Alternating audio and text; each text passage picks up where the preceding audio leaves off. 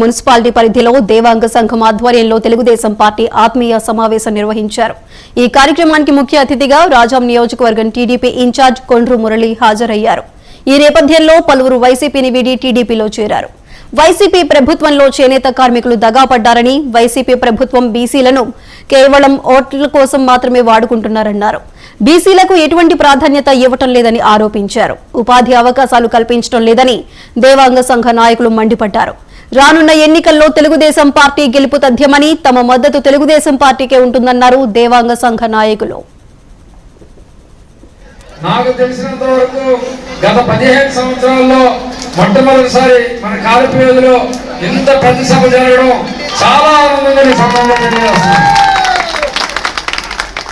మరి నేను చెప్పనవసరం లేదు, మన పెద్దలందరూ కూడా చెప్పారు.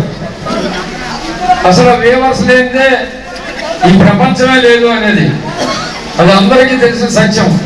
అలాగే మన భారతదేశానికి మన మహాత్మా గాంధీ గారు ప్రతిరోజు కూడా తలుచుకొని వారిని చేనేత పరిశ్రమ గురించి ఆయన కృషి చేయడం, అలాగే ఆ బట్టలు వాడడం, అలాగే ఈ భారతదేశానికి స్వతంత్రం రావడానికి కూడా మరి దాన్ని కూడా ఒక అస్త్రంగా మలుపుకొని ముందుకు తీసుకెళ్ళడం మన మహాత్మా గాంధీ గారు చేయడం మనకి చరిత్రలో తెలుసు. అలాగే మరి వేవర్ కమ్యూనిటీలో ఎక్కువగా మన దేవాంగులు ఉన్నారు.